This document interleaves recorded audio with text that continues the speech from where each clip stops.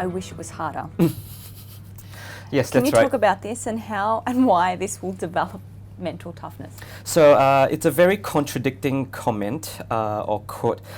So I got the inspiration when I was reading this book by David Goggins. His book is called Can't Hurt Me. So he's known as the world's toughest man because he once got the world record for the most number of pull-ups in 24 hours. I think it was more than 4,000.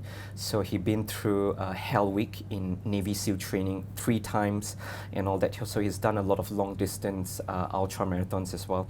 So one thing in his book, he was saying that when he was going through Hell Week, when the instructors were actually getting them to run into the ocean, to freeze their asses off, and everyone was actually splashed with cold water and doing crazy workouts, and that's where people start to quit and fall out and all that. So he decided to flip the script. So he decided that instead of pulling back and trying to hide behind all this pain, he decided to embrace it, and then he just said, I wish it was colder. So I decided to use it, and whenever I'm going through something that's really tough, something that's really adverse, I just tell myself, like, I wish it was harder. So it's an act of defiance. It's literally running towards the fire. So like this morning when I woke up 5:30 a.m., I went for a morning run. Yesterday when I went for a run, I think it was 6 to 8 degrees. I ran in a t-shirt and shorts. It was really cold, but I wish it was colder. When I ran, I did my pull-ups, push-ups and all that. It was painful. I wish it was tougher. I wish it was harder. Because you kind of trick your mind saying that you can handle more than what you have right now. And they say that there is this thing called the 40% rule, which means that whenever you think that you have ran out of juice, whether physically or mentally, you are actually only 40% done. There is still more juice inside of you, and when you actually flip the script and you turn the table, you are able to actually utilize that reserve tank in you. Yeah. So it's literally telling life that, okay, you know, they say that life can throw when life throws lemons at you, like pick up those lemons, make lemonade, and run your own lemonade empire. If life throws shit at you, all right, collect those shit and start your own fertilizer empire. If life throws bricks at you, use those bricks to build houses and start to establish your real estate portfolio. So show life what you're truly capable of, embrace the suck and tell it, like, just bring it on. Is that the best you've got for me? Is that all? Exactly. Is this all you can do? If you want to throw it at me, bring it on. Yeah. So if you go into a cold call situation, if you know that there's a chance of you being disappointed or the other person rejecting you, just say like, okay, how many rejections can I get? See it as a badge of honor. See it as battle scars.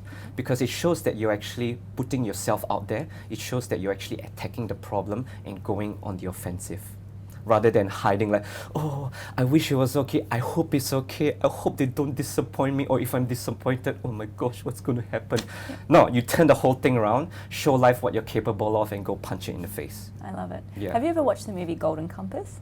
Not yet. What's it about? Oh wait, was it a bear? Bear. Yes, I remember there was a bear. Yeah. The white bear, and there's an episode where it's him and he's fighting against all these other bears, polar bears. And at the end of the scene, he responds with, he stands up and he says, "Is that all?" Like, and it's just really like, because it's him up against maybe 50 other polar bears. Exactly. Okay. And he's like, "Is that all you've got?" That's wicked. Yeah. If you haven't watched it, go watch the. I think I watched it. It was quite a long time ago, right? Yeah. Yes. Yeah. I remember. And the bear had like a suit of armor. Yes. Yeah. Okay. Watch it again. I always reference that when I'm going through a bit of a tough time. I always think, hey, is that all? Yeah. It helps. Exactly. And it definitely helps when you make a stand, all right? When you actually make a decision and you tell yourself and even tell the world that, come what may, I'll make things happen. I'll do whatever it takes to get the most out of this situation. No matter what happens, we will make it. Because a few years ago when I did the Oxfam 100 km hike with a couple of colleagues, we started with 8 of us and we finished with 5. And then when we had our initial briefing, we just went around the table and each person just said, what is one thing that inspires you or could actually keep you going forward?